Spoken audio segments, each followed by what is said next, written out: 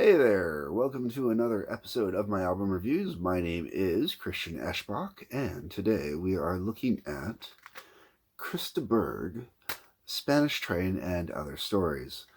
Uh, in my house, Alice Cooper, David Bowie, Burgh, the three artists both of my parents could agree on. Weird combination. That's how it was. So, growing up in my house, those were the three artists I could get away with. This album was kind of a staple in my house. My sister and I are both into the album. Like I said, both my parents, which is who we got into it from. And then on top of that, my mom's mom, so my grandma, but my mom's mom, she's also a huge fan of this. So this one's come down through many generations, and I too have passed it down to my kids. I don't think either of them will ever go and buy it on their own, but when it comes on, when I've got it on, they used to sing along with it, and it's been asked for and whatnot. So,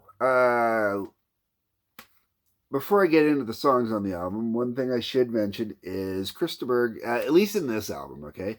Burgh is famous for one song, Lady in Red. That is Burgh's big hit that most people would know. I don't know if it still gets the same play that it used to, or if it has the same attraction that it used to, but this album here would be a solid 10 years before that one got released.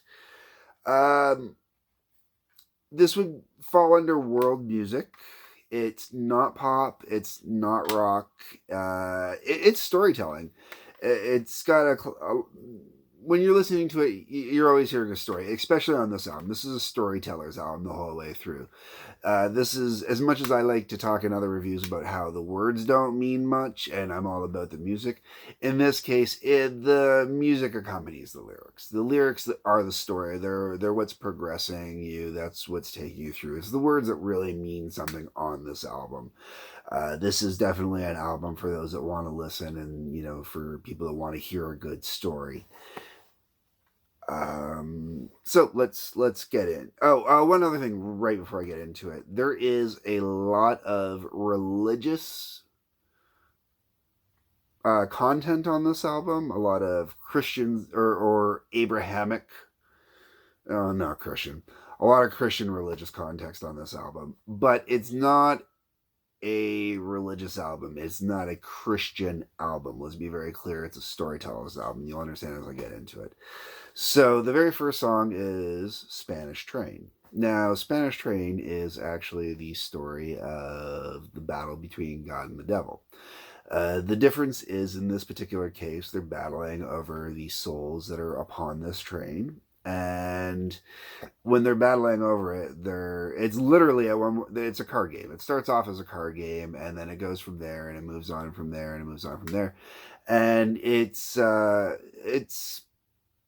basically kind of told from the perspective of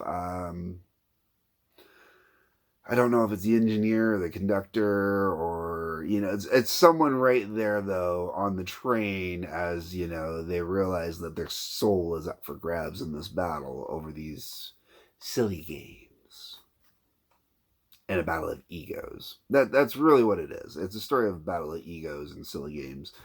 But that's how it is. Another theme that shows up a lot on this album is music related to World War I or World War II.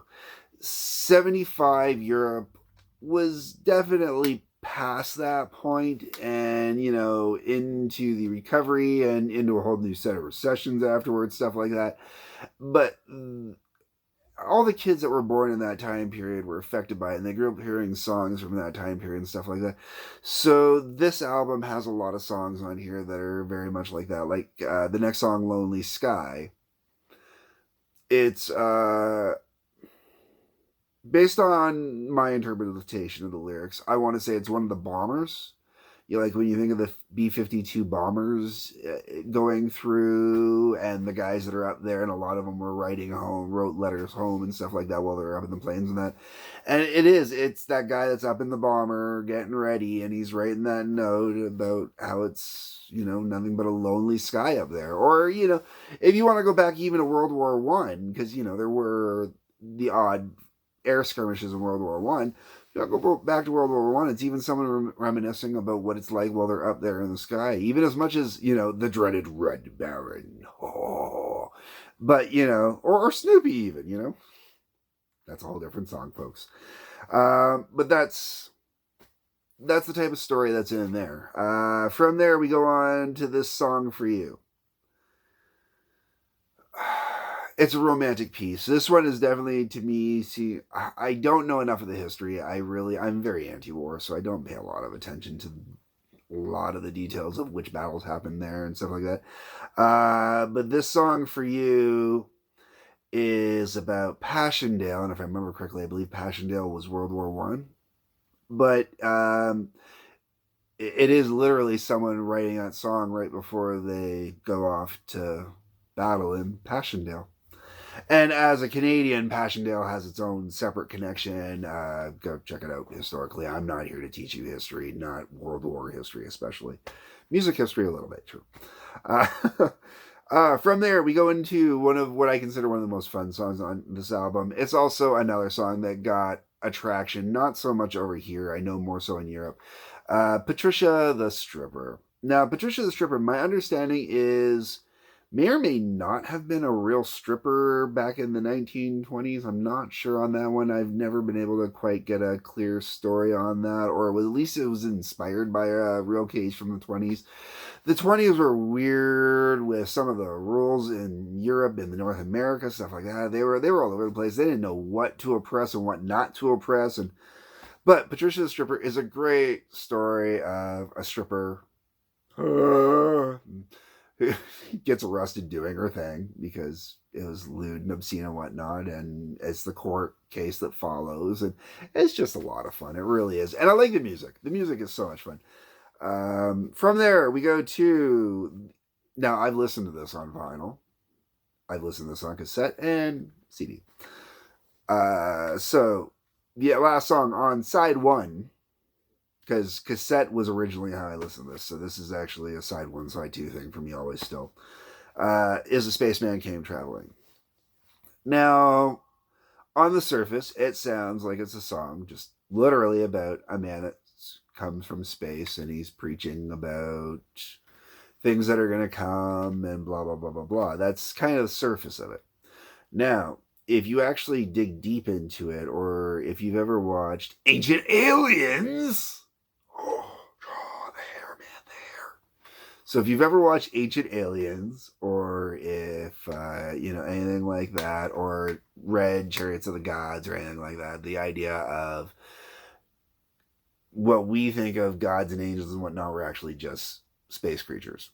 Okay, so A Spaceman Came Traveling is the birth of Christ, but it's told from the perspective of seeing it like you're an Ancient Aliens theologist. So from there we go to I'm Going Home. This would be the song that would lead off the second side of the album. It's a great way to start off the second side of the album. It gets you up, flowing. It's got a great tempo to it. Gets you moving, takes you places. A Spaceman Came Traveling, like when you go through on the CD, following after Spaceman Came Traveling is great as well, because it picks the tempo back up, because A Spaceman Came Traveling is a slower song. It's got a slower tempo to it. It's kind of a lulling. I'm Going Home comes on, and boom, gets you running, gets you pumping, gets you going. Good tune. That's followed up by The Painter. The Painter musically is my favorite song on this album, and it's because of the way the music's done. It starts off nice and simple, just light little flowy music, more to accompany the story being told. And then from there, when you get into the pre-chorus, it actually kicks up and actually kicks into a real melody and gets you going. And by the time you get to the chorus, oh man, you're just really pumping and going, and it's got you going. Lyrically, the story of a woman being seduced by a painter, but it's not it's not the story of that. It's the story of the man being cuckolded by this painter. and how it drives him mad by the end. Great tune, though. It really is. From there, we go to Old Friend. I find that from time to time I sing this. It's a very nostalgic song, you know. It's meant to take you back to a simpler time. A time that Old Friend could almost be said to a time when having a warm bond with a male acquaintance didn't have to be gay. You could have a warm bond with someone and it would be warm and it would be loving and it would be caring, brotherly almost.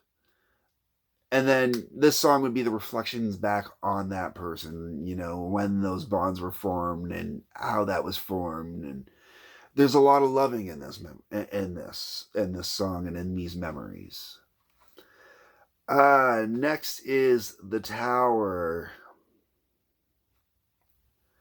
The Tower is an interesting song.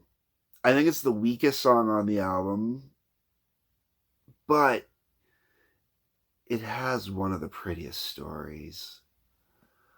It really does. Man finds a woman, absolutely beautiful, absolutely loves her. Amazing, fantastic. So what's he do? He locks her in a tower. Locks her away where he can keep her for himself.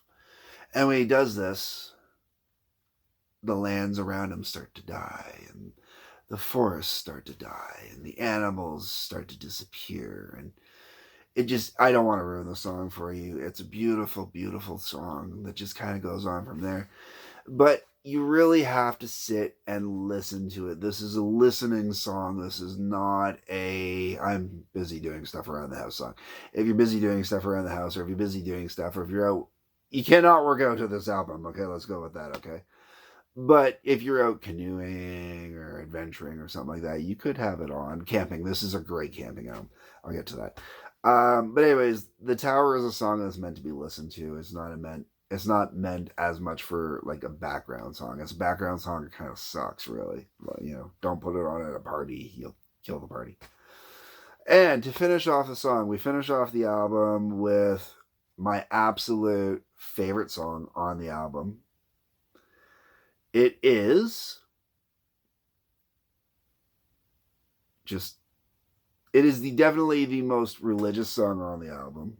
I know Spaceman Came Traveling is kind of religious, being as it's the birth of Christ. And I should have mentioned with the Spaceman Came Traveling, it's also the only Christmas song I will do out in karaoke. And yes, I have done it, and it's a wonderful song to do out in karaoke.